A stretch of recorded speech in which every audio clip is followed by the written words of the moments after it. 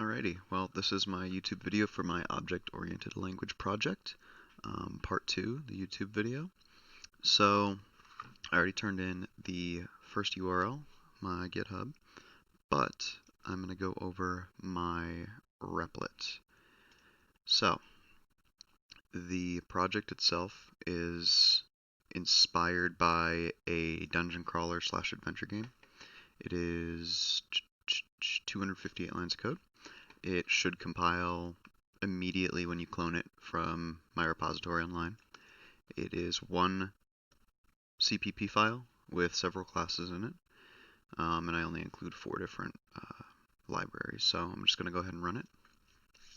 So the first thing you'll notice is you're greeted with a little menu that you get to kind of go through. There is a particular syntax for a particular method of navigating the menu. So you enter a number and hit enter. You cannot enter 2 numbers at once. Bug tested it for a while, and I think I found a nice little simple medium for the project. So I'm going to go ahead and choose my weapons for my adventure. So I'm going to hit 1 and enter, and I'm going to pick any number of weapons. It could be 0, it could be as many as you want. So I'm going to go ahead and pick a mace, I'm going to pick a spear, bow staff, and a fiendish codex. And then once I'm finished, I'm going to hit 0, and it'll bring you back to the main menu.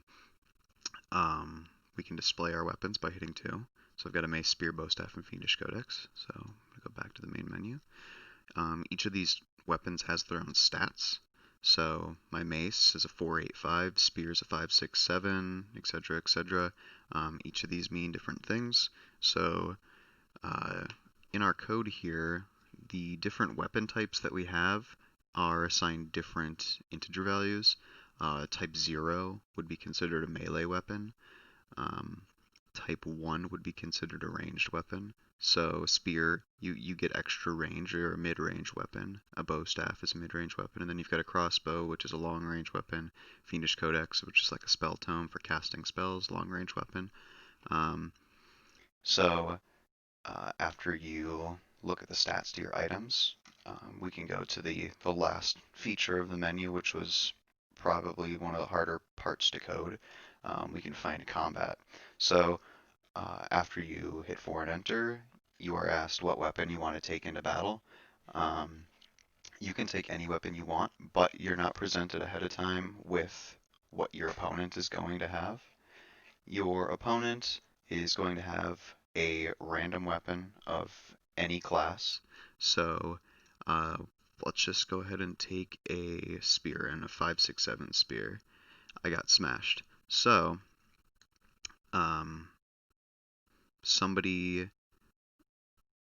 the opponent that I went against had a weapon that beat me in the specific power level on the stats. So if I took a spear into combat, a spear will be 5 strength against a melee weapon, 6 strength against a mid-range weapon, and 7 strength against a long-range weapon. So somebody could have taken a well, let's see. So spear is 5 strength against melee. Somebody could have taken a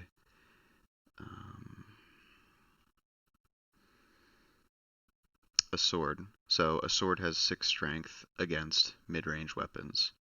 So it would have been 5 versus 6. The sword wins because the opponent had a sword and I got smashed. So we can hit 0 to go back to the main menu, and this will continue to function, and you can continue to fight until you hit 0 and decide to leave the menu, and that's the entirety of the code.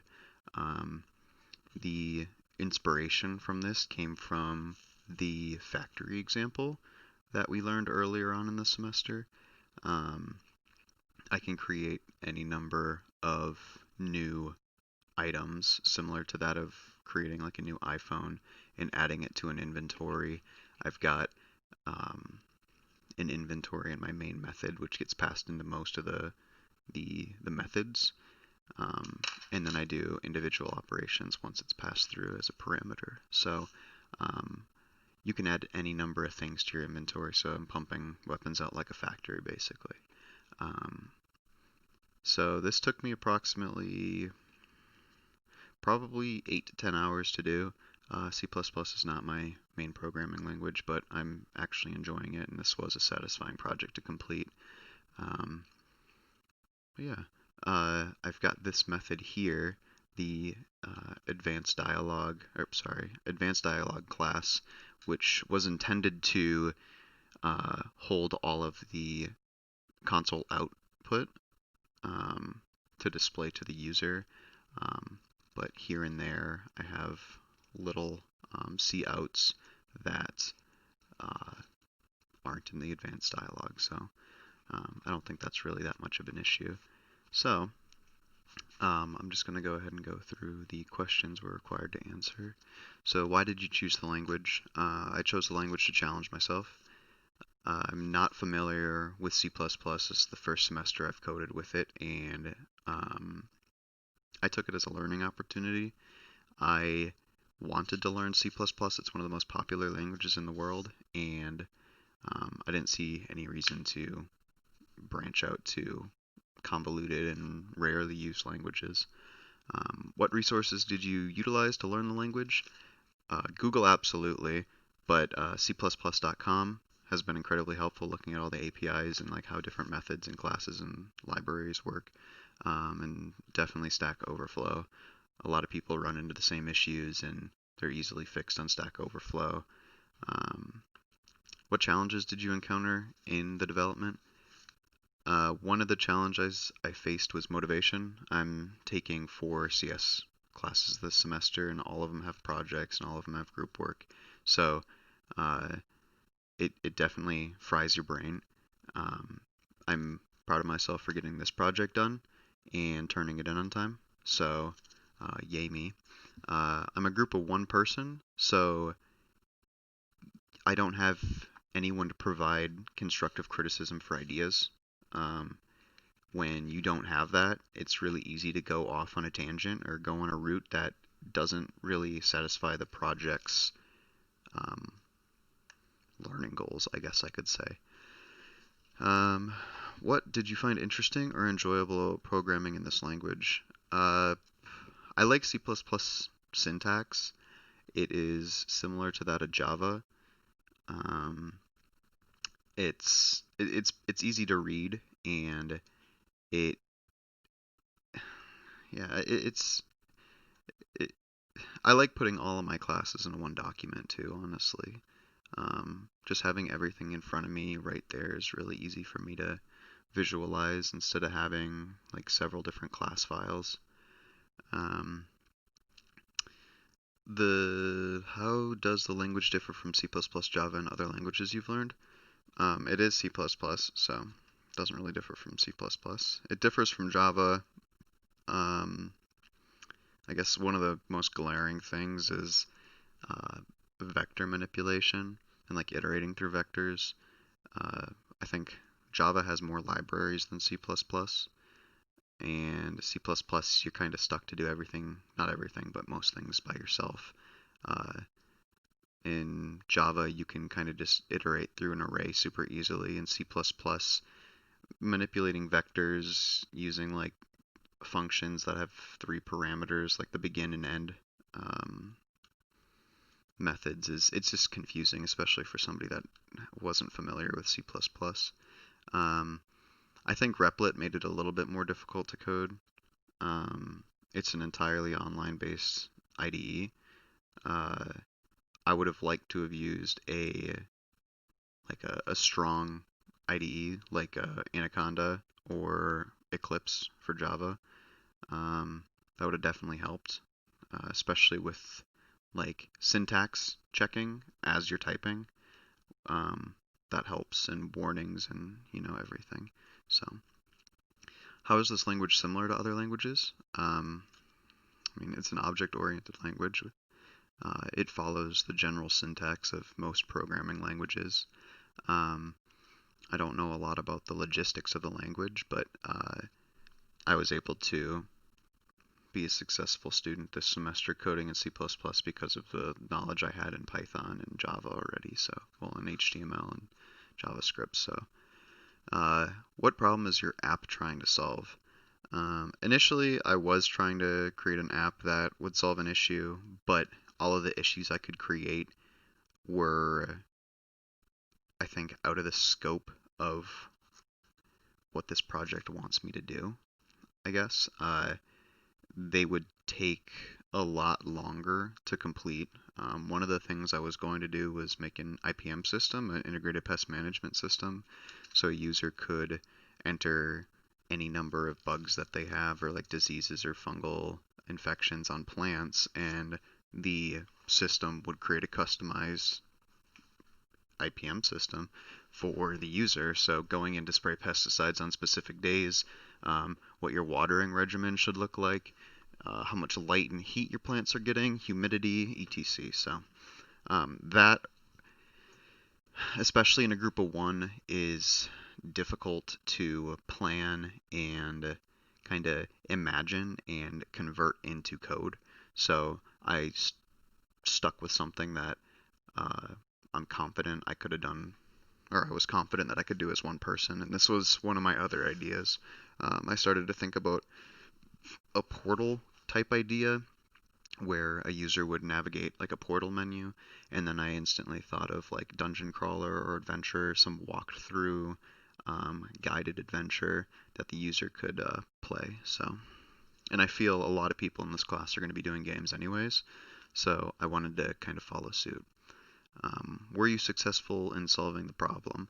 I mean, since I didn't particularly have a problem, or my problem being creating a adventure type game, yeah, I was successful solving the problem.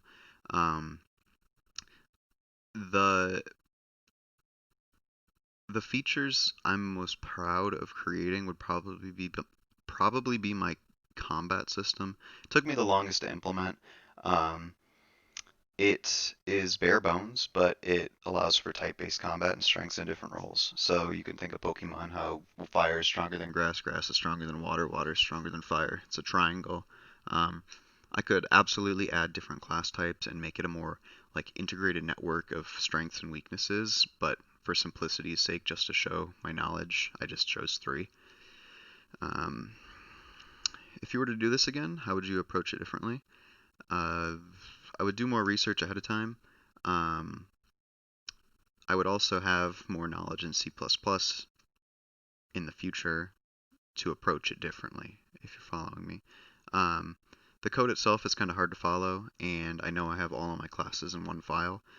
I think industry standard or industry norm is to not have all your classes in one file. You should spread them out, just so there's some organization to what you're doing. But since it was a 258 line project, I just threw everything in one file, and it made it a little easier to work on. So I would clean it up.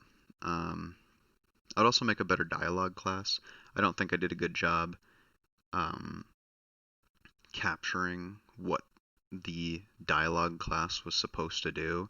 I kind of made methods as I needed them, but I could just, refine that in the future. So that ties into the last question. Are you going to continue the development of this project after the class? Why or why not? I could.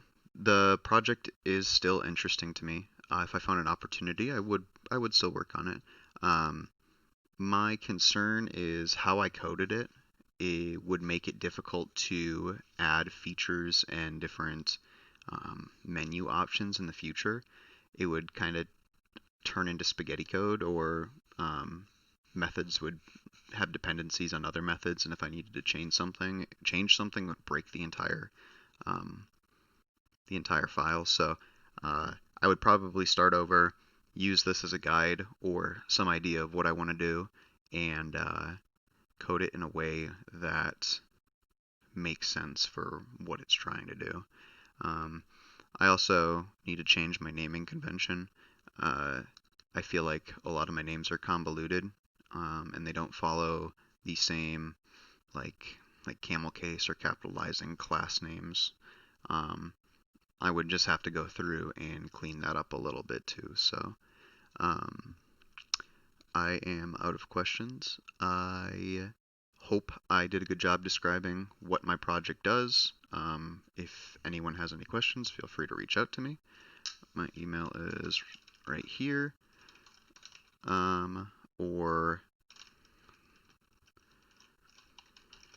I would love feedback, honestly. So thank you for listening.